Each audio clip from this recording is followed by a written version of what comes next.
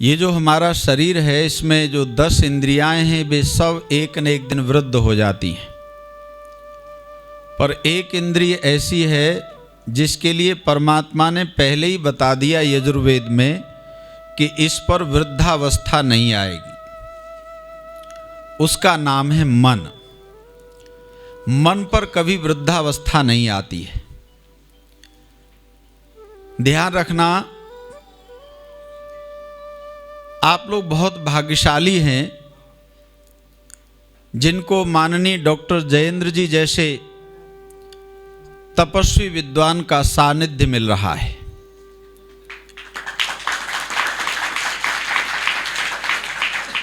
आज Lord Macaulay के शिक्षा के स्वरूप को आगे बढ़ाने के लिए भारतवासियों का तन मन धन तीनों चीजें लग रही हैं। आर्ष शिक्षा पद्धति को, स्वामी दयानंद जी महाराज की शिक्षा पद्धति को माननीय डॉक्टर जयेंद्र जी भरी जवानी लगा करके उसको आगे बढ़ा रहे हैं, इसलिए वे सम्मान के पात्र हैं। देखिए, जवानी जिस ओर चल पड़ती है वहाँ कुछ न कुछ परिणाम बहुत अच्छा होता है। ध्यान रखना सज्जनों, ये मैंने मन की बात आपसे इसलिए की है, स्वामी दयानंद जी महाराज जिनकी कृपा से यह गुरुकुल संचालित हो रहा है, अगर ऋषि दयानंद जी महाराज वो विचार न देते तो ये इस प्रकार का गुरुकुल संचालित नहीं हो सकता था। हमारे यहाँ धर्म की व्यवस्था जो है वो अनुमति नहीं देती थी, कन्याओं को पढ़ने का कोई अवसर नहीं था। ये बच्चे बैठे हैं, आपको पता है पहली कन्या डिग्री कॉलेज भारत में कब खुल पाई थी? ये रोजाना आप मोबाइल का इस्तेमाल करते हो, भारत के लोग सबसे ज़्यादा नेट फूंकते हैं, पर कभी अच्छी चीज़ भी ढूंढा करो। 1879 में कोलकाता में पहली कन्या डिग्री कॉलेज खुल पाई। कारण ऐसा नहीं था कि यहाँ के लोगों के पास में धन नहीं था, बहुत पैसा था। इतना धनवान और कोई देश दुनिया में नहीं था। मैं अभी जयपुर गया तो मैंने वहाँ जिस किले में मैं रुका हुआ था वहाँ पर देखा वो 12वीं शताब्दी का बना हुआ है। एक और किला देखने गया, वो 15वीं शताब्दी का बना हुआ है और बहुत शानदार वो किले बने हुए उस जमाने के। तो हम अनुमान लगा सकते हैं कि उस जमाने में क्या कोई कन्याओं के लिए बढ़िया शानदार डिग्री कॉलेज गुरुकुल नहीं खुल सकता था? जब इतने भवन बनाने की व्यवस्था थी, यहाँ पे लोगों के पास में धन धान्य था, लेकिन ध्यान रखना सज्जनों, यहाँ धर्म की व्यवस्था जो थी, जो धर्म के नाम से प्रचलित थी, वो परमिशन नहीं देती थी, आज्ञा नहीं देती थी पढ़ने की। यहाँ का जो तथाकथित धर्म था वो क्या कहता था? 8 वर्षा भवेद गौरी 9 वर्षा चरोहिणी।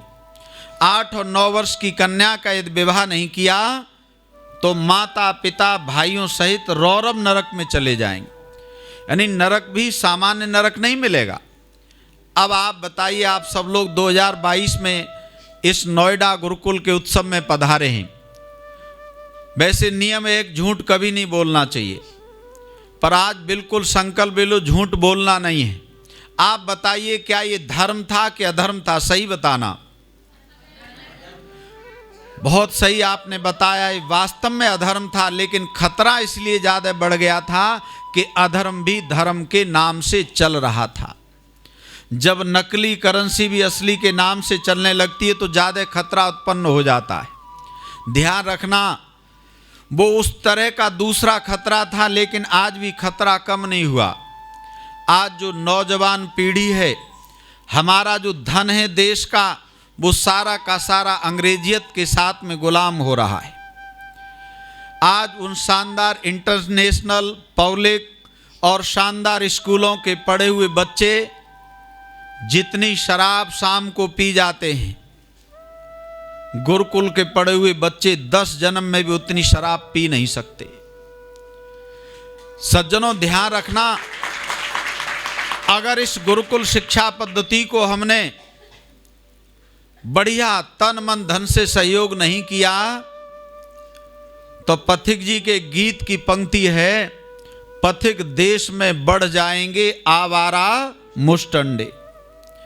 फिर किसी सरकार के बस की बात नहीं होगी कि उन आवारा नौजवानों और नवतियों को कोई संभाल सके। इसलिए मेरी आपसे प्रार्थना है, देखो मन कभी वृद्ध नहीं होता और आप सब लोग कभी अपने आप को ये मत मान लेना कि अब हम बेकार हो गए, क्योंकि हमारे यहाँ व्यवस्था क्या है कि 60 वर्ष पर सरकार की ओर से लोग रिटायर हो जाते हैं। जैसे ही 60 वर्ष के होते हैं, अच्छे खासे पुरुष, अच्छी खासी स्त्री, क्योंकि सब विचारों का खेल है, उसके दिमाग में आ जाता है तू बेकार हो गया या तू बेकार हो गई, अब तो 60 वर्ष के हो गए। पर ध्यान रखना, ये शरीर किसी सरकार ने नहीं दिया, शरीर हमको परमपिता परमात्मा की व्यवस्था से मिलता है। तो बच्चों और बड़ों, सबसे मेरी प्रार्थना है कि शरीर के साथ में परमात्मा के नियम मानो।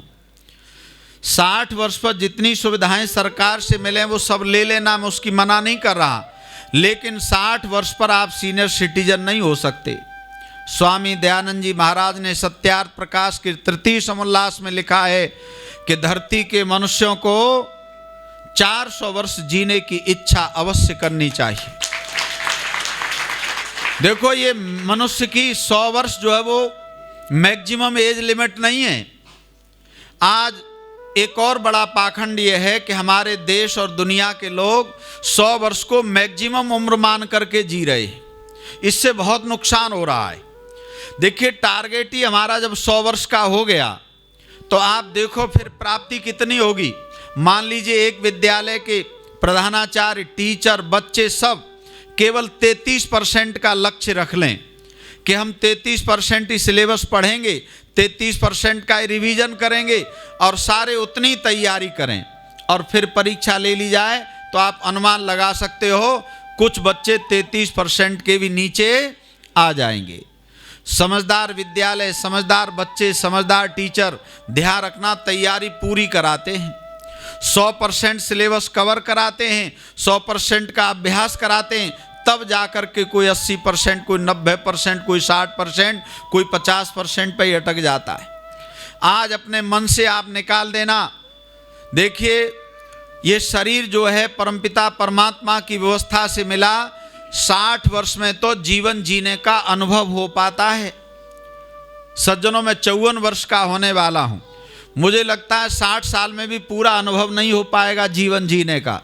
तो 60 वर्ष का आदमी तो तैयार होता है, काम करने के लायक बन पाता है, संसार की ठोकरें खा खा करके। सारे विद्वान आचार्य डॉक्टर जयंत जी ऐसे नहीं मिलते। इस संसार में बड़े बड़े ठग हैं, बड़े बड़े चोर हैं, बड़े बड़े धोखा देने वाले लोग हैं। उनसे ठगते ठगाते, धोखा खाते खाते 60 वर्ष में आप तैयार हो पाते हैं कुछ समाज का अच्छा कार्य कर सकें। तो आज मन से निकाल देना कि हम 60 वर्ष के हो गए तो सीनियर सिटीजन हो गए। देखिए, परमपिता परमात्मा ने वेदों में अनेक स्थलों पर कहा, स्वामी दयानंद जी महाराज ने संस्कार विधि में उन मंत्रों को लिखा और ये स्पष्ट कर दिया है कि 100 वर्ष तक आप चाहें तो कार्य कर सकते हैं। 100 वर्ष आपके लिए वर्किंग ईयर हैं। मैं कनाडा कभी गया नहीं, एक बहन ने मुझे बताया कि शास्त्री जी, कनाडा में 80 वर्ष के लोग भी वर्किंग होते हैं, कार्यालय जाते हैं। एक मेरे मित्र अभी अमेरिका से लौटे, वो जज हैं भारत में।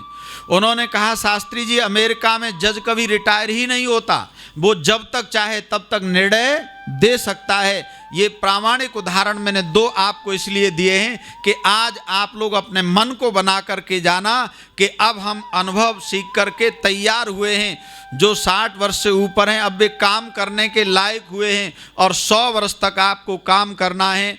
माननीय डॉक्टर जयंत जी के साथ मिलकर के सज्जनों, आपका धन कमाना सफल हो जाएगा यदि आपने डॉक्टर साहब के आदेश को मान करके गुरुकुल के लिए दान दे दिया। आपका जीवन सफल हो जाएगा, आपका तन सफल हो जाएगा यदि आप गुरुकुल आकर के अपना समय देते हैं। आज आप अनुभव कर रहे हो, एक नई ऊर्जा आपके अंदर आई है और आपका मन भी अच्छा बन जाए। जितने बुरे विचार हैं मन के, जो आप सोच बैठे थे कि हम तो कुछ नहीं कर सकते, वो गुरुकुल आने से समाप्त हो सकते हैं।